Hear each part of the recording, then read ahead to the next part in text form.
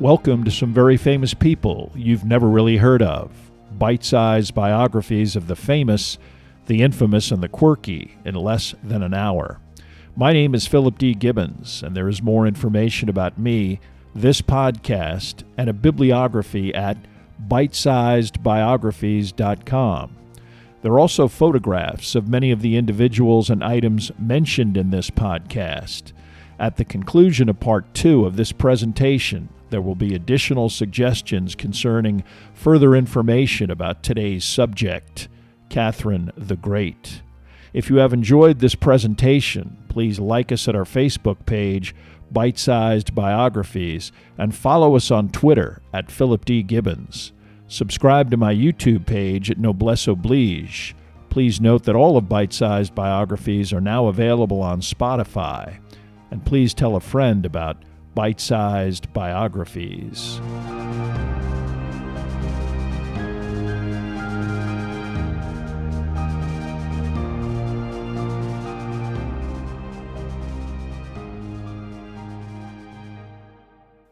Now let's continue with our story about Catherine the Great.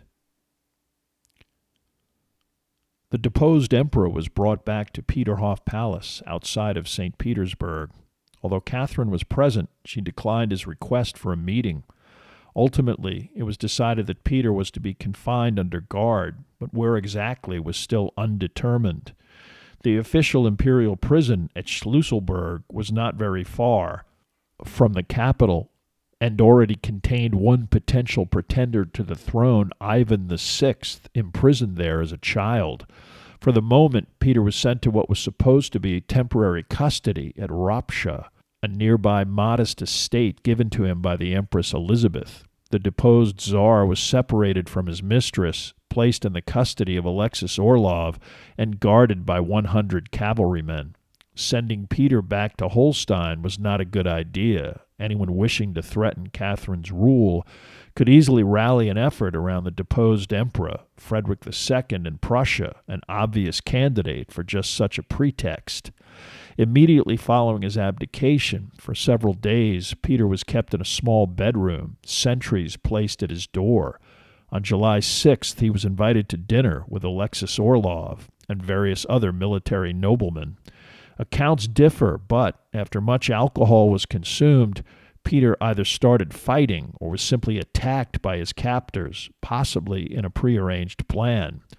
Ultimately, Peter was smothered with a mattress, and then his dinner companions strangled him with a scarf. Orlov's motivation may have been as simple as wanting to leave Ropsha to join his comrades and brother, who were raucously celebrating in the capital, or this seemingly accidental death may have been requested by Catherine II as a means of disposing of any threat from the former Peter III. Informed of this development on the evening of July 6th via a frantically scribbled note from Orlov that begged forgiveness, Catherine attempted to treat the obvious assassination as a medical setback and natural death. Doctors declared the death a hemorrhoidal colic inducing an apoplectic stroke. Peter's body was displayed to the public in an open casket and then hastily interred in the Nevsky Monastery, as he had not undergone an official coronation and was uncrowned. He could not be placed with other Russian rulers at the Peter and Paul fortress.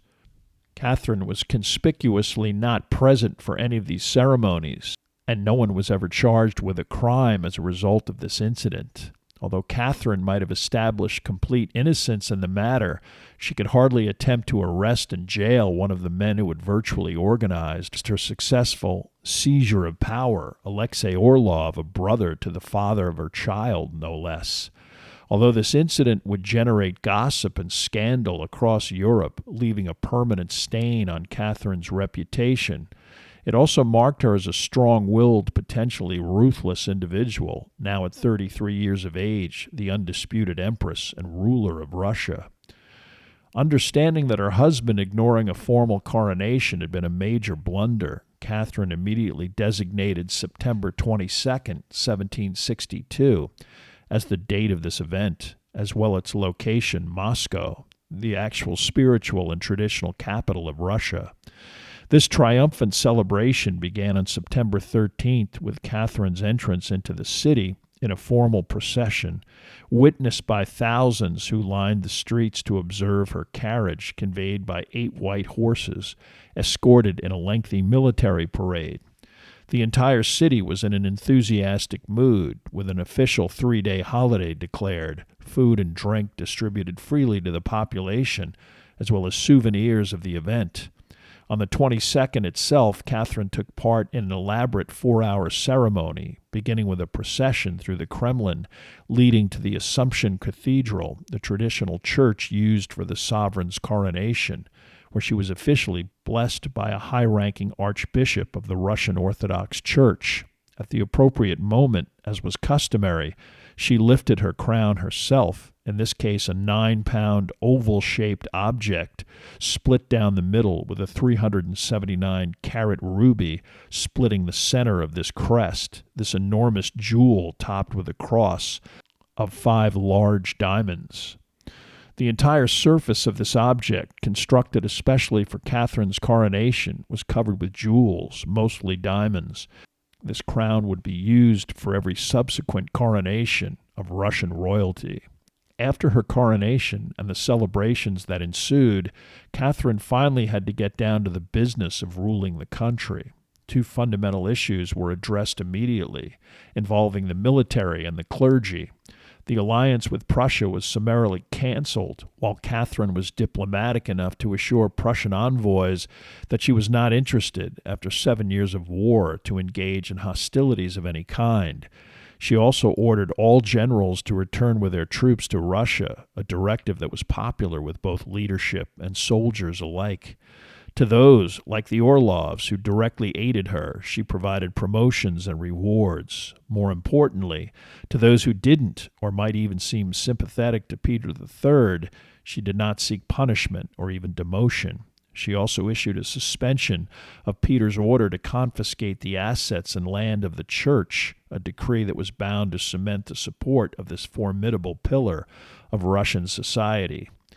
To the other Western European powers, she conveyed the diplomatic message that while she did not wish to alienate any particular entity, she had no interest in participating in the type of conflict that had plagued the continent for the previous 2 decades. While this was certainly a disappointment to especially Russia's traditional ally, Austria, Catherine understood that for the moment Russia was best served by internal stability. These preliminary attempts at reinforcing legitimacy and governmental control were just that, preliminary. Catherine knew that Russia was faced with a fundamental issue involving class and economic disparity.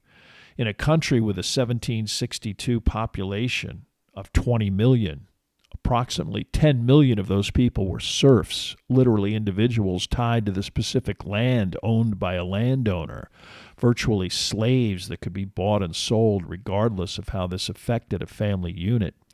Most serfs were agricultural workers, frequently living on gigantic tracts of land owned by extremely wealthy members of the Russian nobility or the church. Even worse was the lot of serfs consigned to mines, or what passed for the crude industrial ventures of the day, descendants of state-owned serfs that Peter the Great used to promote the modernization of Russia, the serfs becoming attached to whatever enterprise their entrepreneurial owner was operating. Predictably, the conditions of this sector of the population were appalling. Philosophically disturbed by the dreadful condition of half of the country's population, Catherine, in August of 1762, proclaimed that in the future serfs could no longer be purchased for commercial or industrial enterprises unless such serfs were purchased along with the land unto which they were attached. Any such new serf workers were also allowed to set a price for their wages. Chaos ensued as workers refused to continue working until their demands for higher wages were met. Ultimately, Catherine had to send in military force to compel the entire Ural and Volga regions back to work, and some of her decree was rescinded, but the entire issue of serfdom would be a consistent issue that continually plagued both her rule and her personal outlook. Although she initially relented in dealing with the issue of wealth and property of the Orthodox Church, Catherine also came to the conclusion that the actual role of the Church should be that of education, spirituality, and social welfare. To that end, with the agreement of some of her influential advisors, on February 16, 1764, she issued a lengthy directive declaring that all lands, holdings, and attached serfs of any religious institution became an agency of the state itself. Any such individuals involved in such an endeavor were now employees of the state. This was a bold step, but even within the highest echelons of Russian society, it was acknowledged that the immense wealth of especially the Russian Orthodox Church, maintained through the veritable subjugation of the poorest elements of society, was spiritually inappropriate, if not obscene. That Catherine was able to implement this radical change without any opposition was an indication of how powerful her rule had already become. That summer, an incident occurred that underlined the historical fault lines underneath the process that resulted in Catherine's reign. The Empress Elizabeth seized power in 1741 by forcibly overthrowing both the then emperor, 18-month-old Ivan VI, and his mother, the Empress Regent Anna. Ivan VI could trace his lineage back to Ivan V, who co-ruled Russia with Peter the Great, dying at a young age, Peter then ruling Russia for the next 3 decades. But because of Ivan VI's connection to a previous Tsar of Russia, Elizabeth always feared that some faction of the government might attempt to exploit him in attempting to remove her from power, using his perceived legitimacy as an excuse. She imprisoned both him and his mother, who died 5 years after the coup, her son Ivan confined separately in the dungeon-like Schlüsselburg prison. Ivan's jailers consisted of 2 permanent sentries, instructed to immediately assassinate Ivan should any attempt to free him become evident. After Elizabeth's death, Peter III even discussed allowing Ivan some degree of freedom. So hostile was he to the former empress, but upon visiting him in prison, decided against actually releasing him. After years of harsh confinement, the pretender to the throne was virtually illiterate, utterly unkempt, and had only a tenuous grip on reality. Catherine reinstituted the severe conditions that had governed Ivan's confinement, specifically that only 2 specific sentries and the commandant of the prison were to know his actual identity, and that any attempt to free him should prompt Ivan's immediate execution. Oddly, an ill-fated attempt led by a disgruntled officer named Vasily Mirovich precipitated a predictably tragic outcome. Mirovich, transferred to the Schlüsselburg fortress, was angered by many of the promotions and rewards given to better-connected officers. Eventually, although knowledge of Ivan's identity was concealed officially from most of the members of the garrison, Mirovich became aware of the prisoner's identity. Compelled by impulse and gambling debts, the officer, early on the morning of July 4th, activated a small contingent of other like-minded conspirators. The plan was to overpower the prison commandant, gain entrance to Ivan's proximity, and then compel other members of the garrison to honor the actual Tsar of Russia. Mirovich was able to knock the commandant unconscious and, after a brief firefight, gain access to Ivan's cell, but by then the prisoner was dead, stabbed to death by his 2 sentries, who responded immediately to the sound of gunfire. Mirovich, knowing his revolt was doomed without a live Ivan VI, surrendered. He was conveyed to St. Petersburg, placed on trial, and ultimately publicly beheaded. As Elizabeth had prohibited capital punishment during her reign, Catherine's endorsement of this execution, as well as 2 assassinations of political figures, was in sharp contrast to her allegedly enlightened worldview. But only 2 years into her reign, she wished to send another clear signal to those who might challenge her authority. Catherine's initial determination to avoid foreign wars did not indicate the lack of an expansionist mindset. While Peter the Great successfully forced an access to the Baltic Sea via successful aggression against Sweden, he ultimately failed to establish a southern Russian port on the Black Sea. For Catherine, 2 fundamental foreign policy objectives were clear: seize control of Polish territory in the west, and establish a presence on the Black Sea at the expense of the Ottoman Empire of Turkey. Of the two, Poland would attract her immediate attention. The Polish Commonwealth was formerly a powerful kingdom that included large areas of Ukraine. But by the middle of the 18th century, it was a confederation of various states ruled by a weak constitutional monarchy. Without firing a shot upon the death of the Polish king on August 26, 1764, Catherine installed her former lover, Stanislas Poniatowski, on the Polish throne. This accomplished after a secret agreement with Frederick the Great, who seconded this choice in exchange for a military alliance. Prussia, weakened by the 7 Years' War, was taking out insurance against any more hostility from its traditional enemies, Austria and France. When the Polish legislative body met on the 26th, they were encouraged to endorse Catherine's selection by 14,000 Russian troops stationed in Warsaw. Poniatowski was then elected and crowned Stanislaus II Augustus of Poland, making the territory a veritable Russian province. Unfortunately, Turkey would require a military solution. Because some of Polish territory actually bordered on land controlled by the Ottoman Empire, Turkey became quite aggressive when Russian troops pursued remnants of the Polish military into Turkish territory. A demand was presented to the Russian ambassador demanding a retreat from both Turkish and Polish territory. Catherine didn't even officially respond, prompting Turkey to declare war. Much of Europe looked on with derision, Frederick privately commenting that the war was a conflict between the one-eyed and the blind. However, for the first 2 years of the conflict, all of Europe was stunned when Russia continually dominated the Turks on land and even sent a Russian fleet to the Aegean Sea, resulting in a naval battle that killed 9,000 Turks and destroyed 15 ships, essentially the entire Turkish navy. Russian forces pushed their way all the way to the Black Sea and reached as far west as the Danube. 3 years of relative stalemate followed, but with the death of the Turkish Sultan in December of 1773, his successor did not wish to continue and agreed to an armistice with very generous terms. Russia would not only hold on to all of the territories seized along the Black Sea coast, their merchant ships were guaranteed access through the Bosporus and beyond.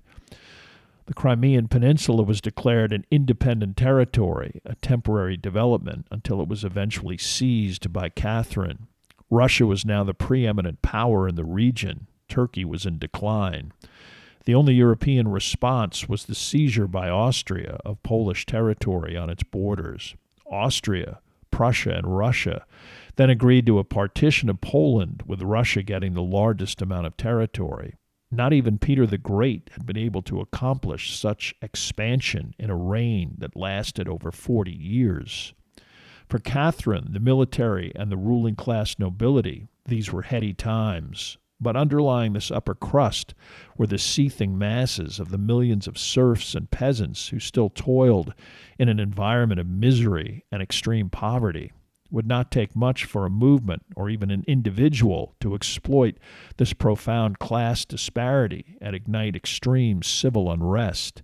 Specific unrest came in the form of Emelian Pugachev, a Cossack and deserter from the Turkish War. A fugitive arrested on several occasions, Pugachev was able to assemble an army of escaped serfs, other Cossacks, and various ethnic and religious groups and factions hostile to the Russian government. He proclaimed to this group that he was actually the Tsar Peter III, that he had escaped and had not died at the hands of the Empress. Such royal impersonators were common throughout Russian history, their followers adhering as much out of a rationalization of their violence and rebellion as opposed to any actual belief. Operating in the Siberian steppe, Pugachev first emerged as a regional threat when he besieged a government garrison at the remote southern Ural town of Orenburg in November of 1773. Having promised his followers freedom from serfdom and the government, he also vowed as the alleged Peter III that if he made it to St. Petersburg, He would toss Catherine into a convent and execute every member of the nobility he could capture. Governmental response was delayed as Orenburg was more than 900 miles southeast of Moscow, and the military was focused on war with the Turks. Twice, small detachments of Russian troops were routed when they attempted to break the siege. Eventually, a sufficient number of troops was sent by Catherine, successfully lifting the siege. Pugachev and his rebel army scattered into the remote Urals, and by March of 1774, the strange threat was perceived as neutralized. But the rebel leader was able to reconstitute his fighting force and, appearing out of nowhere, led 20,000 men on an attack of the large city of Kazan, overwhelming the overmatched defenders. Much of the city was burnt to the ground, residents slaughtered, women raped, and then carried off back to Pugachev's encampment. But a substantial column of Russian troops, already dispatched to the region on July 15th, drove Pugachev out of the city. This also coincided with the conclusion of the Russian-Turkish War, Catherine able to transfer significant military assets focused on permanently destroying the rebellion. Previously lenient Russian military commanders now threatened any participant in the rebellion with death by decapitation, a directive that minimized recruitment of new rebels. On August 24th, Pugachev was again defeated decisively at Tsaritsyn, and his army fragmented in the face of a superior military organization. Fleeing with what remained of his supporters, his immediate circle realized that their capture was imminent. Understanding that their only possible means of surviving punishment was turning in Pugachev, he was subdued by his own men in the early morning of September 15th and handed over to the Russian army. Although he immediately admitted his true identity, apologized personally to Catherine for his royal masquerade, and begged for forgiveness, he was shown no mercy. He was deliberately placed in a cage so confined that he was unable to stand, and then paraded hundreds of miles through the territory of many of his former supporters all the way to Moscow. There he received a lengthy interrogation, followed intensely by Catherine, who wanted to be absolutely sure that Pugachev's rebellion was not actually supported by some foreign influence. Satisfied that the uprising was a domestic, spontaneous affair, she then ordered a trial in secret, the government still uneasy about instigating any further unrest. With the verdict and sentence practically preordained, Milyan Pugachev's remarkable saga came to an end on January 10, 1775, when he was beheaded, drawn, and quartered publicly in front of thousands of Muscovites. For Catherine, this entire episode moderated any thought of loosening conditions concerning serfdom or even eliminating it entirely. Although she personally continued to correspond with such Enlightenment luminaries like Voltaire and even entertained Diderot as a personal guest, she no longer believed that attempting to implement wholesale social and economic transformation along enlightened lines was either feasible or even practical. Fundamentally, her support during the Pugachev threat came not from the lower classes, but from the nobility, a lesson she would never forget. As if Catherine did not already have enough drama in her life, her personal relationships also took a momentous turn during this time period. Her romantic involvement with Grigory Orlov lasted for more than a decade, but it ultimately collapsed over two fundamentals. Although Orlov was repeatedly rewarded with promotions, money, and gifts, it became clear over time that Catherine would never marry him, a union with a common military officer, a major social downgrade. Orlov responded with affairs that he carried on with an increasing lack of concealment, behavior designed to irritate the Empress. Eventually tiring of this behavior, Catherine included him in the negotiating party attempting to reach an agreement to end the Russian-Turkish War. In his absence, she installed a younger, handsomer officer in the private apartments of the Winter Palace. When Orlov returned to St. Petersburg, it was clear that he had been replaced. Eventually, he accepted this situation and left Russia, returning only shortly before his death in 1783. Orlov's replacement quickly fell by the wayside as a result of Catherine's interest in another prominent member of the Russian court, Grigory Potemkin. Despite Orlov's previous stature, Catherine had always been attracted to Potemkin. As part of her inner social circle, he was known to be quite witty, charismatic, and utterly charming.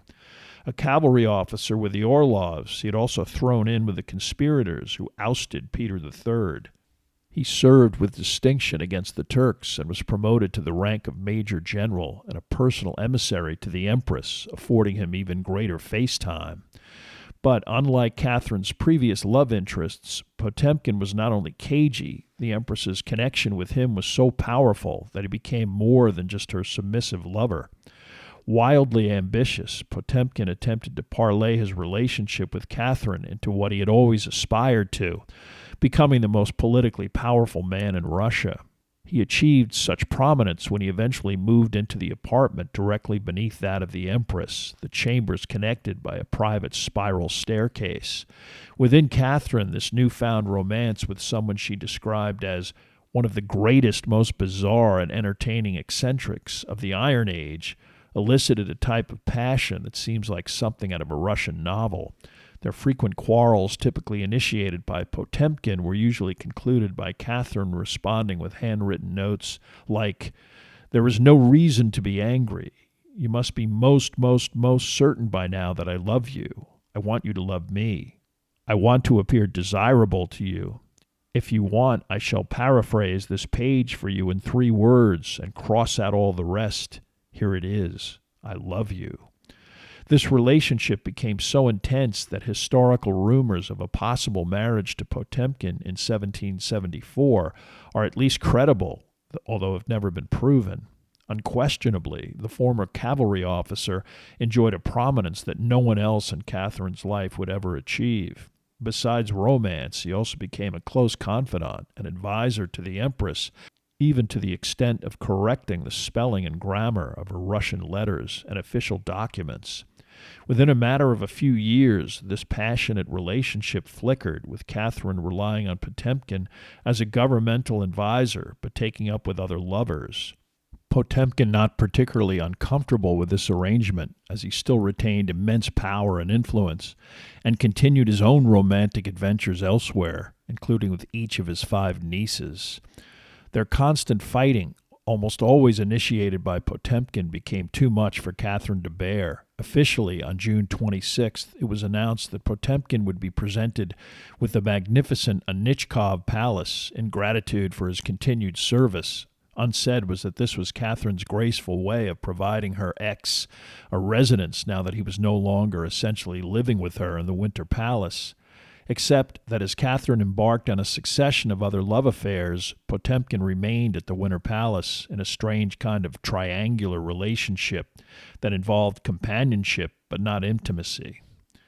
Another harsh reality was also becoming evident, that Catherine was approaching 50 years of age. After Potemkin, she continued with a succession of lovers that usually fit the same pattern: exceedingly handsome members of the military in their late 20s who would be satisfied with a lavish lifestyle, promotions, and, if they lasted long enough, titles and imperial properties. Their official role was usually to serve as an aid to Potemkin, at least to give them a veneer of propriety. And as Catherine got older, the official court favorites became successively more submissive nonentities, nothing like the formidable, dashing figures from her earlier days. While these relationships were perceived as a bit unusual, especially as ambassadors reported the details of these liaisons back to their respective governments, within the royal European environment of the 18th century, in which mistresses, adultery, and even illegitimacy ran rampant, such behavior was practically ordinary. As Catherine approached the age of 50, her son and heir, the Grand Duke Paul, approached age 25. Her son's life already had several parallels to his father's. Initially raised in the company of the Empress Elizabeth, he was 8 years old when Catherine assumed the throne and re-entered his life in a meaningful way. By then the relationship was irretrievably distant, and the presence of Orlov, who the child sensed had something to do with the fate of his father, helped widen this alienation. As a rejection of his mother, he began to obsess over his father, believing in a fantasy that his life would have been different and better had Peter III lived. As a teenager, he also assumed the appearance and physicality not of his rumored biological father, the gallant Saltykov, but of Peter III, sickly, scrawny, and facially unattractive. Worse, he began to play with toy soldiers and declared his idol to be Frederick the Great. As a young adult, Paul grew openly defiant, aware that as the male son of a czar, many felt once he reached the age of 18, he should have been crowned as the czar. Although Catherine, as was the legal custom originated by Peter the Great, designated him as her heir, only able to assume the throne upon her death, she remained wary of her son, who she believed actually coveted the crown and might use unscrupulous means to obtain it. Like Elizabeth, she aggressively selected a wife for her son, and when the first Grand Duchess Natalia, a princess from Hesse-Darmstadt, in April of 1776 died in childbirth, Catherine quickly replaced her with Sophia, Princess of Württemberg, a great niece of Frederick the Great. The current Prussian ambassador to Russia was Prince Henry, a brother of Frederick, who agreed to personally accompany Paul to Berlin to meet both Sophia and the Emperor Frederick II, Paul's idol. The trip was a complete success. A depressed Paul, both dazzled by Frederick and thoroughly thrilled with his potential bride-to-be, a very tall, blonde, attractive 17-year-old. History again repeated itself when Catherine, hearing that all parties were amenable, insisted that Sophia return to Russia without her parents, a practical replay of Catherine's own initial trip to Russia. Upon her conversion to the Russian Orthodox religion, Sophia was renamed to Maria. The couple were wed on September 26th, only 5 months after the death of Paul's first wife. Within 2.5 years, she would give birth to 2 sons, the first named Alexander, the second Constantine, again both named by Catherine. In all, she would give birth to 10 children, 9 of which survived childhood. However, as an adult, Catherine would exclude her son from any meaningful role in government or even a commission in the military.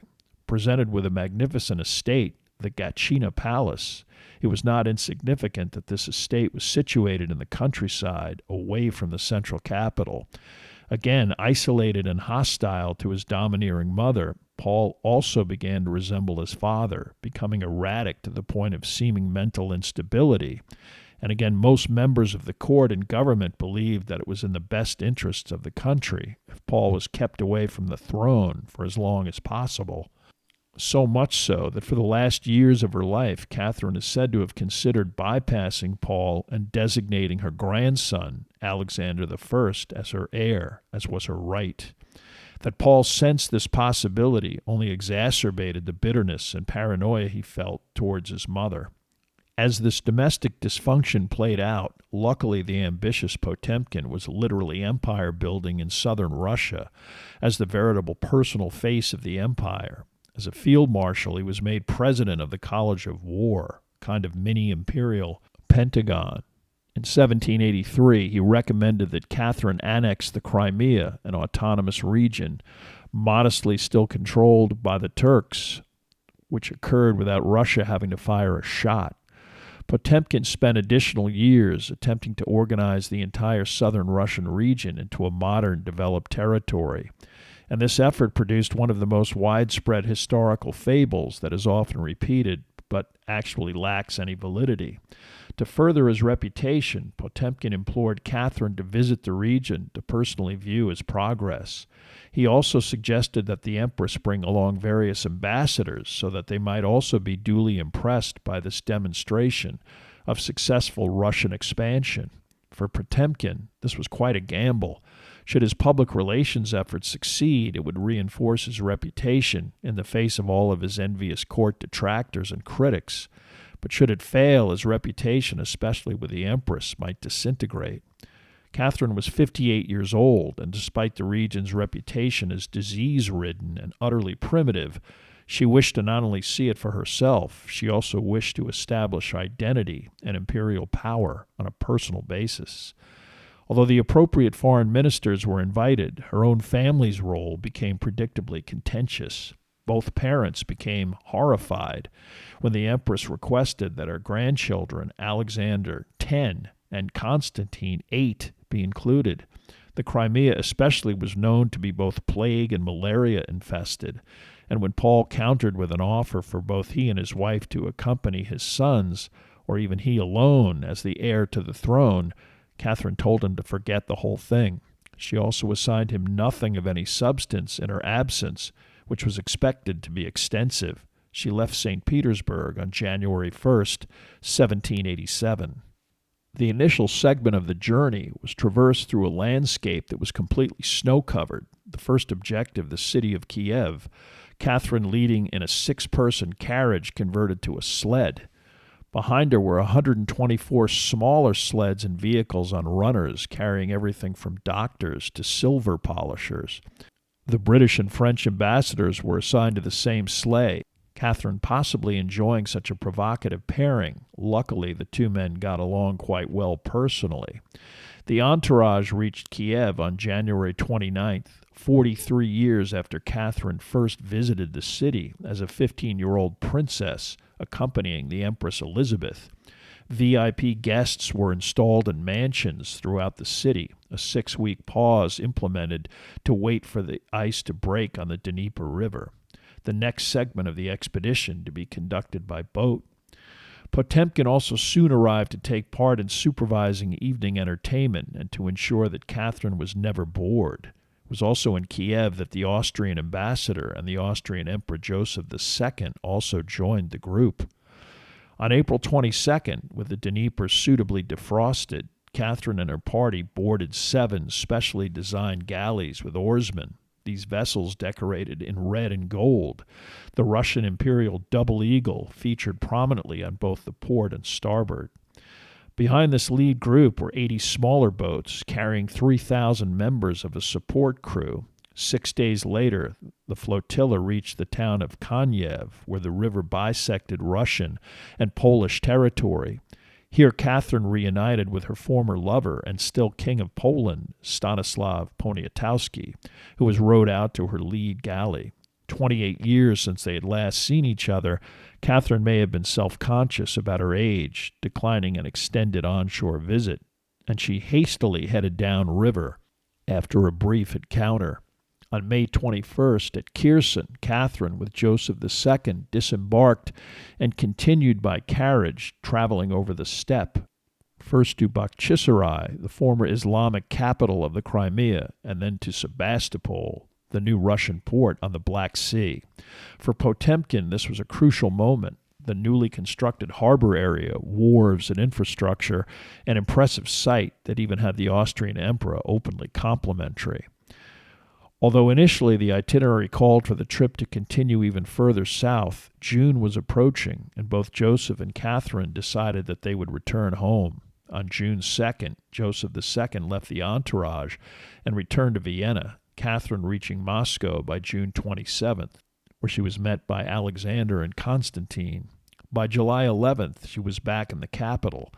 Contrary to certain accounts, Catherine was thrilled with both her journey and Potemkin. She wrote him repeatedly during and after the trip with sentiments like, "I love you and your service," which comes from pure zeal, and clearly referring to the backstabbers who had filled her head with criticism of Potemkin and the inference that he was mismanaging and grifting his way through Crimea. She was also direct. "You serve me and I am grateful, and that is all there is to it. With your fervor for the affairs of the empire, you rapped your enemies across the knuckles." And what of the historical accounts of fake Potemkin villages, animals, and even residents recycled along the trip to fool the empress? They seem to have originated with a diplomat who did not even make the trip, Georg von Helbig of Saxony, who filled dispatches back to his government with what was merely gossip circulating in St. Petersburg, and which were again repeated in von Helbig's memoir a decade later, after both Potemkin and Catherine were deceased. Although Potemkin was a wily and ruthless individual, there could be no doubt that his preparation of both the Empress's journey and dazzling sights, performances, and evidence of a successful southern Russian expansion had a profoundly positive effect on both Catherine and all of the expedition's participants. Unfortunately, the trip also had a pronounced effect on the Sultan of Turkey, who must have considered Catherine's mere presence in Crimea a provocation. After his formal demand that Crimea be returned to the Ottoman Empire, a request that he knew would be rejected, Turkey declared war. Although surprising, the war effort for Russia was coordinated by Potemkin and General Vasily Suvorov, an experienced battlefield strategist who was instrumental in destroying the Pugachev rebellion once appropriate resources were allocated. Predictably, the Turks' initial advances were easily repelled, and when Russia went on the offensive, Turkish fortresses were overwhelmed.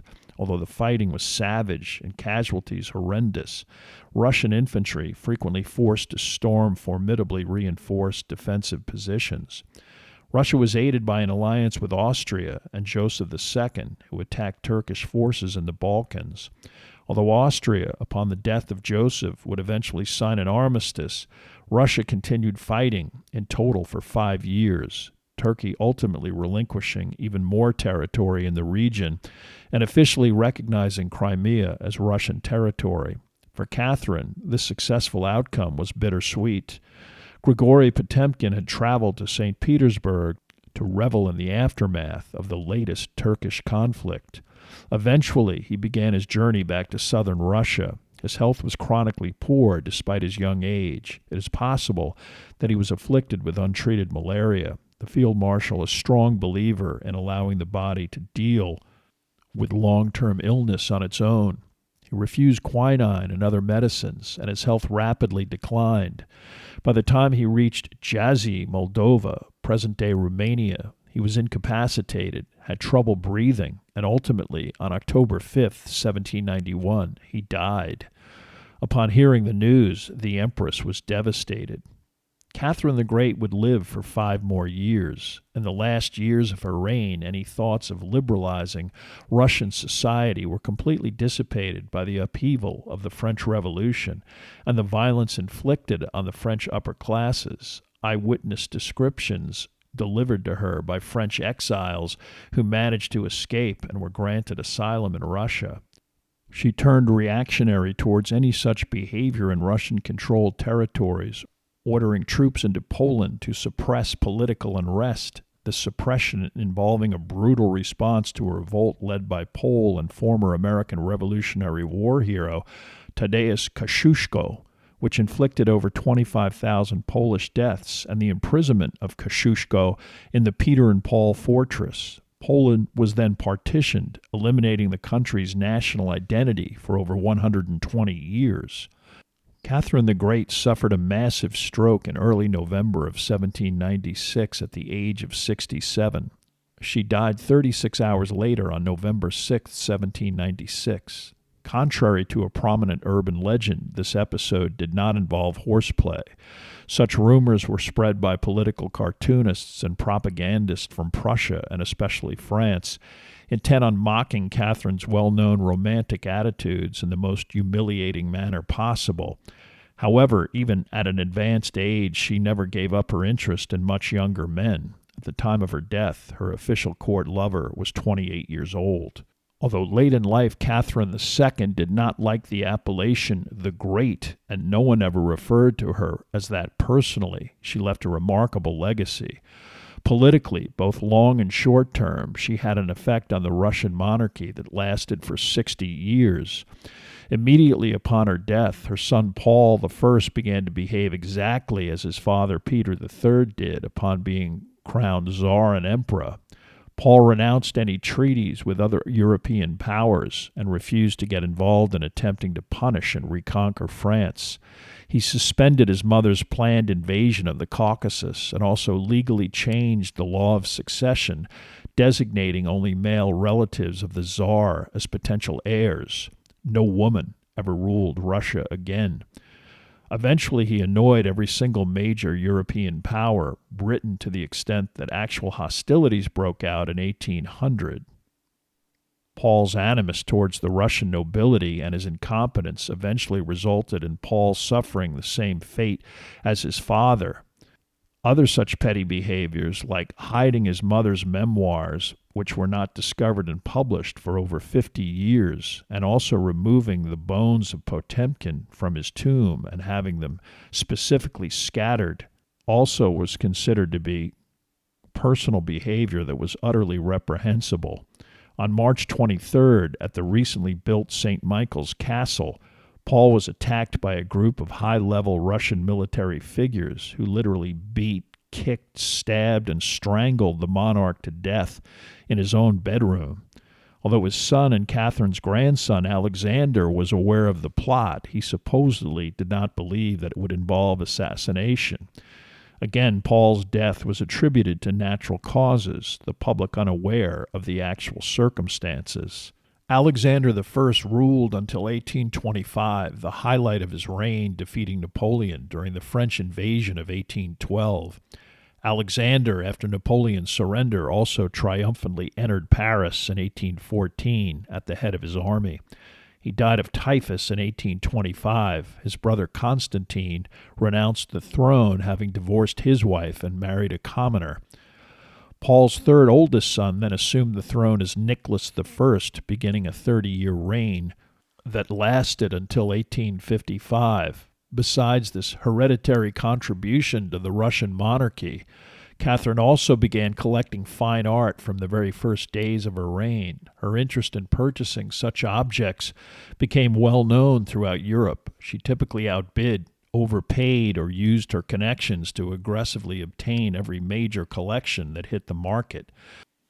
Behavior that accumulated an enormous repository of the most respected artists of her time, including Rembrandt, Caravaggio, Rubens, Van Dyck, Titian, Raphael, Tintoretto, and many more. By the end of her reign, she'd amassed a collection of over 4,000 paintings, requiring an expansion of the Winter Palace to display even a small number of these works. She is by far the most prolific collector of fine art in European history. The Hermitage Art Museum, St. Petersburg, now encompasses the former Winter Palace and other adjacent buildings. Numerous palaces were constructed during Catherine's reign, but her most singular architectural contribution was a bronze statue of Peter the Great, situated in the center of St. Petersburg. This legendary work is nicknamed the Bronze Horseman, immortalized in a lengthy poem by Pushkin. It is simply inscribed in Russian, Catherine II to Peter I, 1782, the Empress's attempt to align her legacy with Peter's as one of the great rulers of Russia. In Russia, even in Soviet times, the sculpture shares a similar national significance to that of the American Statue of Liberty. Catherine the Great's encouragement of the nobility to embrace the arts, sciences, music, and literature would set off a remarkable culture of creativity throughout the 19th century.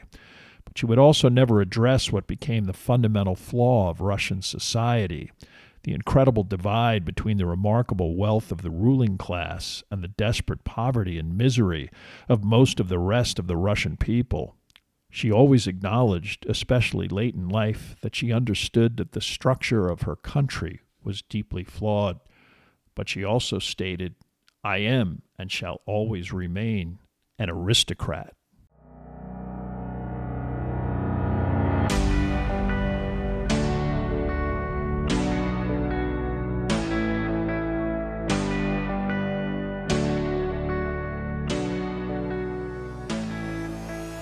Thank you for listening to part 2 of this podcast about Catherine the Great.